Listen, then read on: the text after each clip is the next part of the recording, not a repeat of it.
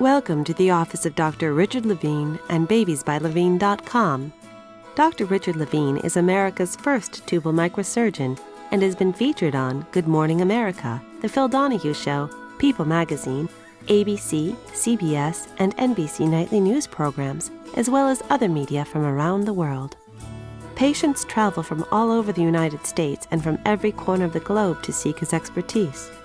Dr. Levin offers one of the highest success rates for tubal ligation reversals at an affordable price.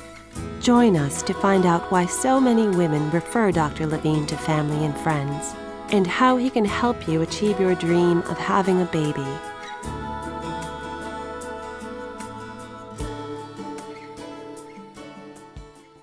When you drive a car, you have to press on the brake to stop the car. Your belly is going to be a bit sore for a week or two. If you do slam on the brake, you can actually tear some of the stitches in your abdominal wall where we closed you. There are a lot of women who go home after a C-section. They pick up the baby, they drive the car, they do all of the things that they need to do, but ultimately some of these women end up with a hernia in their incision. You want to give this incision time to heal properly.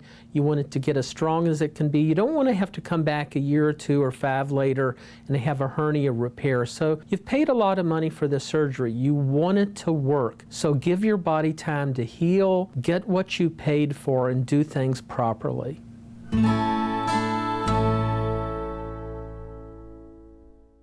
Early intercourse can cause some issues. Some tubes go together very easily. There's not any tugging on the tubes. Others, we have to sort of tug a bit to get them together because more tissue has been removed. And so when I do the surgery, I'm going to give you an estimate of how long I think you should wait for having intercourse, because there's a lot of tugging that occurs during intercourse. The uterus goes up and down, it pulls on the tubes, it can potentially break the tube. Truly, the longer you wait, the better it is. Some people I'll give up to a 6-week waiting period. Some people 1 or 2 weeks. You need to listen to what I say. If you want to make make the mistake on the side of letting your tubes totally heal for 6 weeks, and that'll give you the best healing and the best set of tubes.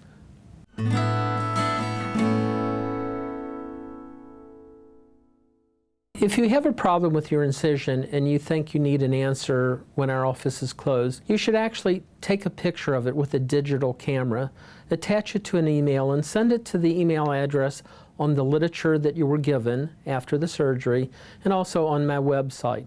I check my email really quite frequently. I'll look at the picture, and I'll either call you on the phone number that you left in the email, or I'll send you an email back telling you what needs to be done, or perhaps what does not need to be done, because it's not unusual to have concerns. On the other hand, if you think it's really an emergency, that it's scary to you, and that you think something truly is wrong, I would suggest you go to your local emergency room or to an immediate care center and have someone look at it, and they'll be able to tell you what needs to be done. Wound healing is wound healing, and so whether it's a general surgical case or an infertility case or a tubal ligation reversal, most doctors know what incisions look like, need to look like, and how to fix them. So if you have such an issue, then go to an immediate care center or the emergency room.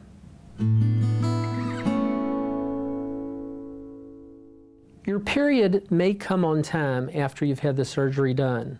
On the other hand, it's not uncommon to miss a period, to miss 2 periods, to come early. Virtually anything can happen. And quite honestly, I have no major concerns, nor do you need to email me about this. The only exception to that is if you miss a period and you think you're pregnant, or you know you're pregnant, you've done a pregnancy test and it's positive, then I want to know about it. But it's not uncommon from the stress of the anesthesia, the stress of your trip here, the stress of the procedure itself, for you to miss a period. It happens quite commonly.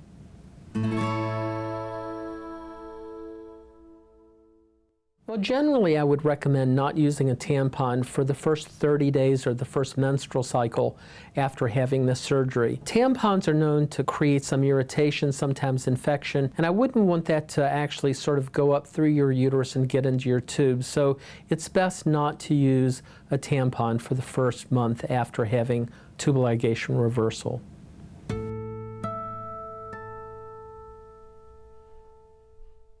Some women after the surgery will develop a lump or a ridge above the incision. This is a little swelling of the tissue that is created by the retractors that we use. We use retractors to hold you open so that we can see and get the microscope right into position to give you a precise repair. So sometimes with some women they'll get a little swelling, it'll feel a little firm, a little hard, but by the 6-week point, if not before then, that will be totally gone. So don't let that worry you.